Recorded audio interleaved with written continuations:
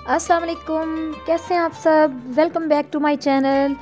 हाँ जी, तो क्या हो रहा है आजकल। वैसे तो आजकल बहुत ज़्यादा ठंड हो रही है और मेरा गला भी काफ़ी ज़्यादा ख़राब हो रहा है। तो बस इसी सर्दी के असर को ख़त्म करने के लिए मैं बना रही हूँ बहुत ही मज़ेदार सा आज सूप, और उसके साथ मैं बनाऊंगी गाजर का हलवा। तो ये हैं जी दोनों विंटर स्पेशल रेसिपीज़ जो आज के ब्लॉग में आपको मिलने वाली हैं। वैसे तो आज यहाँ मॉर्निंग में काफ़ी ज़्यादा धुंध थी, लेकिन अभी सूरज ने अपनी शक्ल दिखा दी है। तो मैं भी मॉर्निंग के कामों से फारिग होकर चाय बनाकर टेरेस पे आ गई हूँ, ताकि चाय भी पी सकूँ और इसके साथ साथ धूप का भी मज़ा ले सकूँ।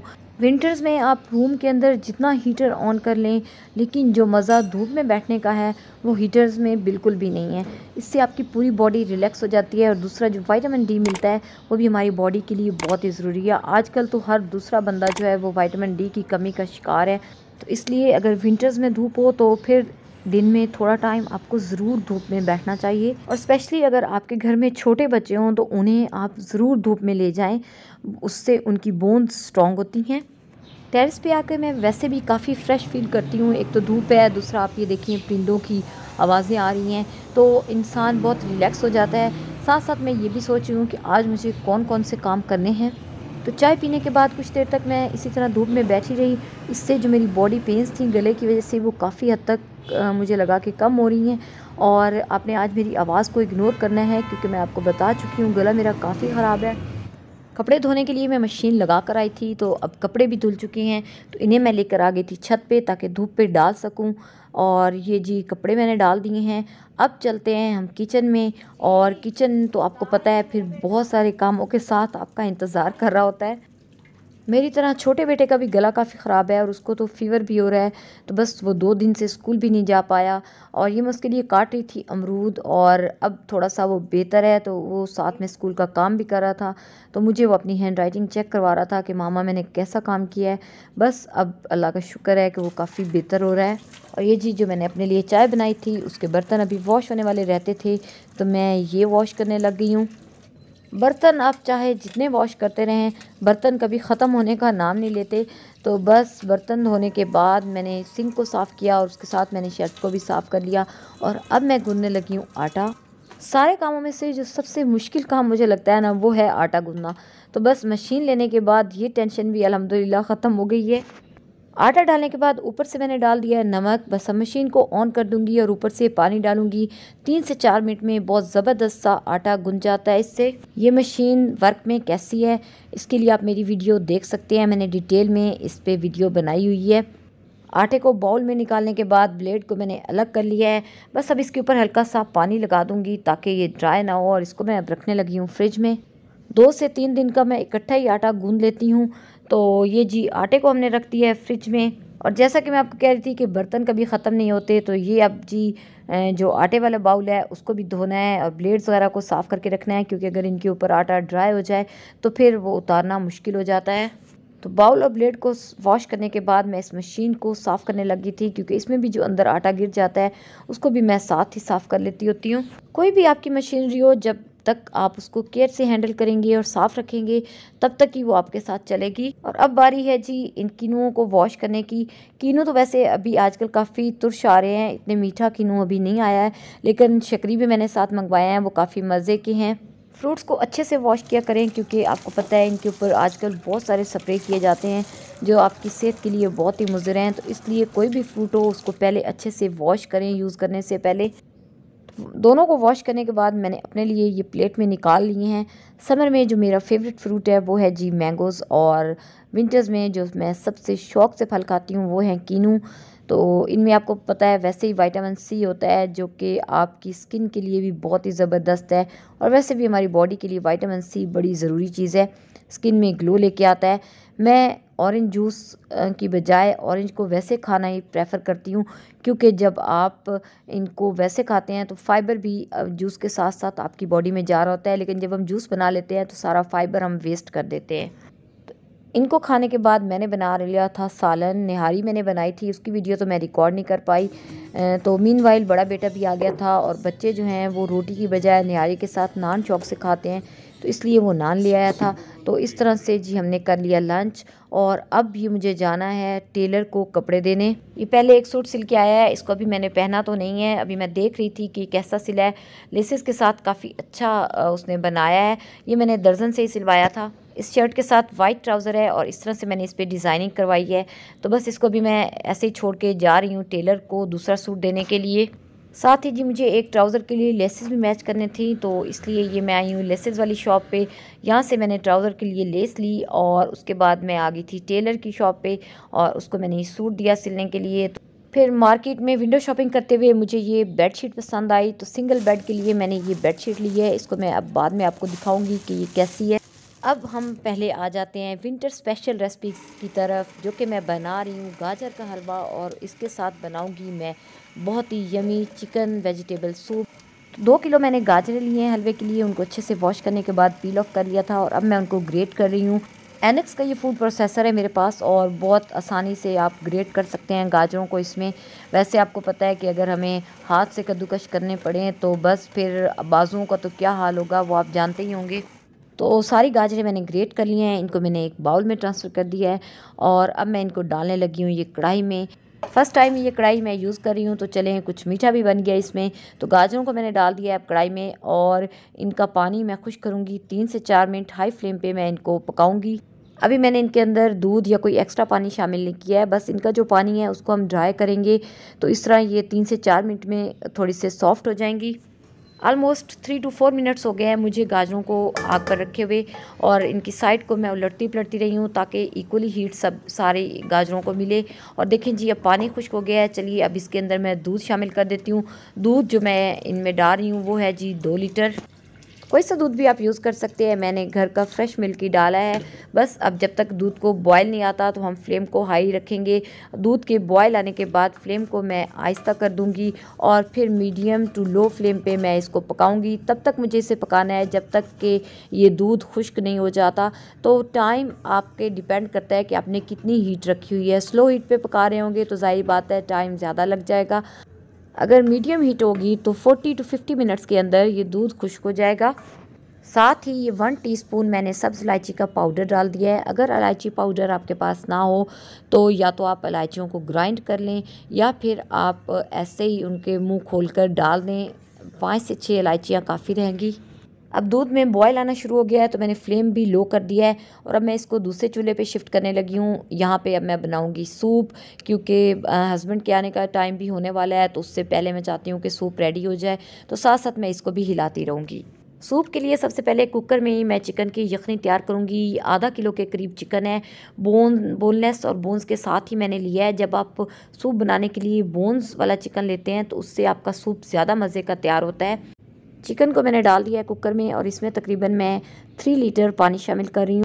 पानी मैंने इसलिए ज़्यादा शामिल किया है क्योंकि 25 मिनट्स तक मैं इसको गलने दूंगी। जब आप चिकन को अच्छा सा गलाते हैं और इस तरह हड्डियों के अंदर से भी जो रस है वो निकल के आता है तो फिर सूप का टेस्ट ज़्यादा मज़े का होता है। हाफ़ टेबल स्पून के करीब मैंने इसमें सॉल्ट डाला है। इसके अलावा मैंने कुछ भी शामिल नहीं किया। बस इसका मैंने ढक्कन बंद कर दिया है और अब विसल होने के बाद 25 मिनट्स तक मैं इसको गलने दूँगी। थोड़ी थोड़ी देर के बाद मैं हलवे को भी हिला रही थी ताकि ये नीचे ना लगे। 25 मिनट्स के बाद बर्नर मैंने ऑफ़ कर दिया था, सारी स्टीम मैंने निकाल दी है। अब इसको ओपन करते हैं और चिकन को अब मैं निकाल लूँगी, यानी यखनी और चिकन को अलग कर दूँगी और चिकन को मुझे श्रेड कर लेना है।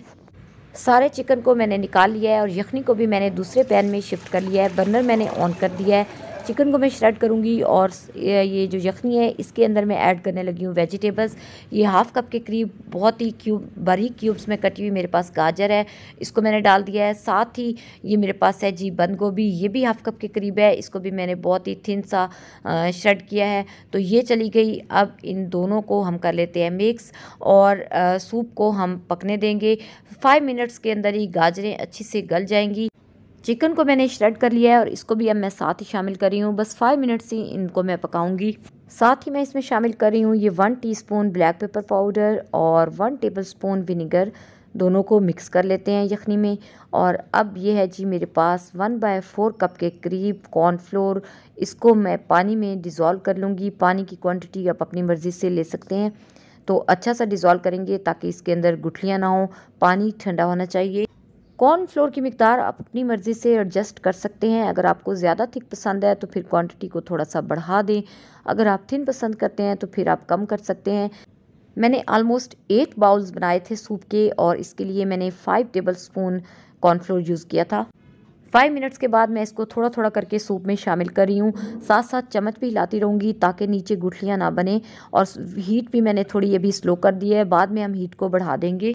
कॉर्नफ्लोर मिक्सचर ऐड करने के बाद अब मैं शामिल कर रही हूँ 2 टेबल स्पून सोया सॉस और इसके साथ 1 table spoon chilli sauce.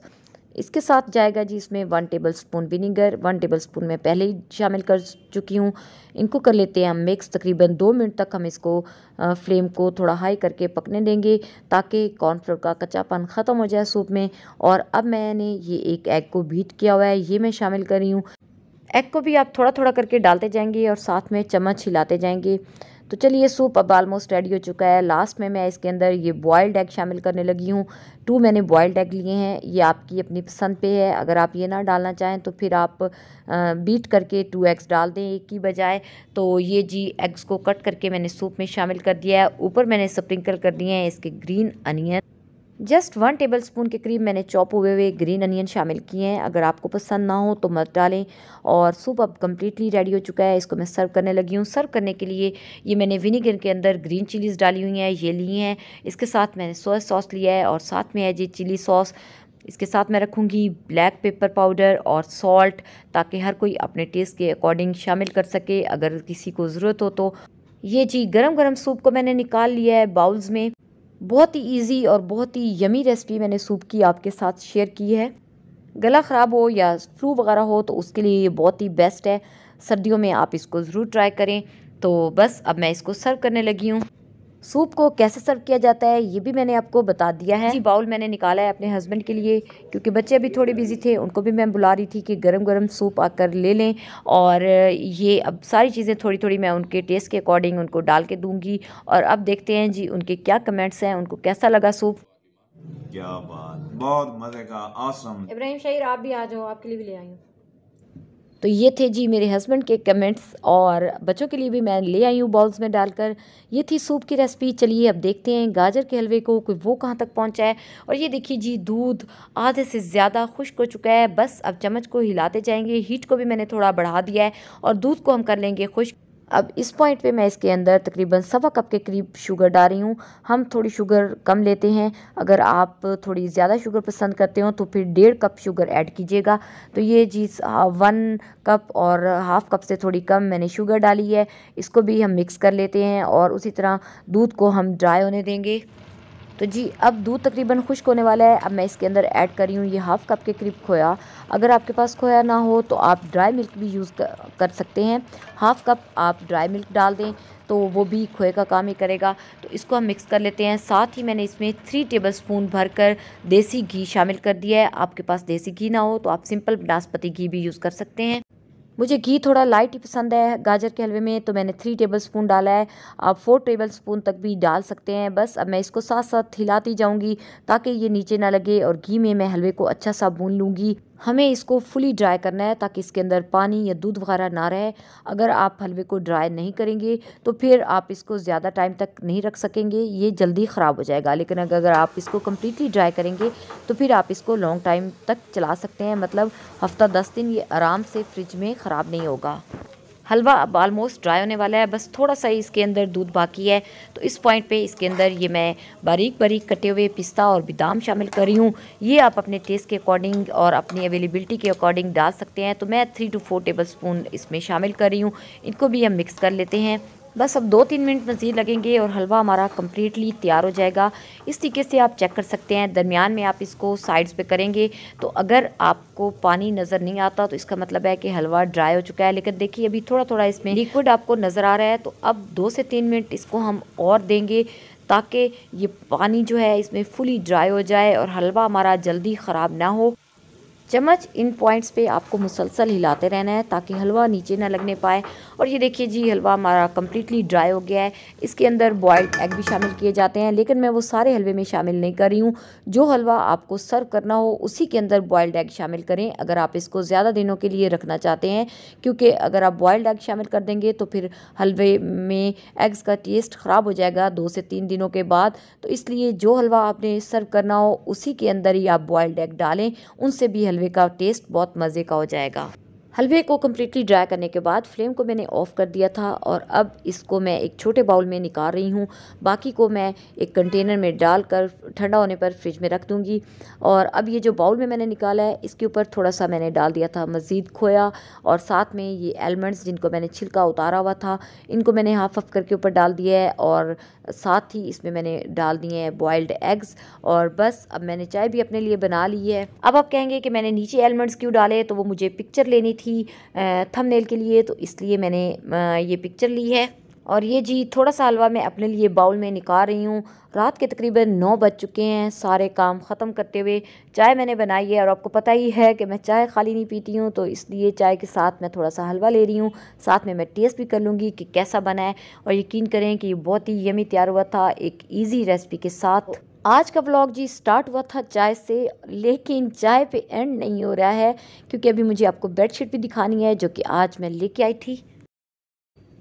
Single bed के लिए ये बेडशीट मैं लेके आई हूँ, बहुत ज़बरदस्त सी स्टिच हुई हुई है। रफली सा देखने के लिए मैंने इसको बेड पे बिछाया है। तो आपने मुझे कमेंट्स में ज़रूर बताना है कि आपको ये कैसी लगी।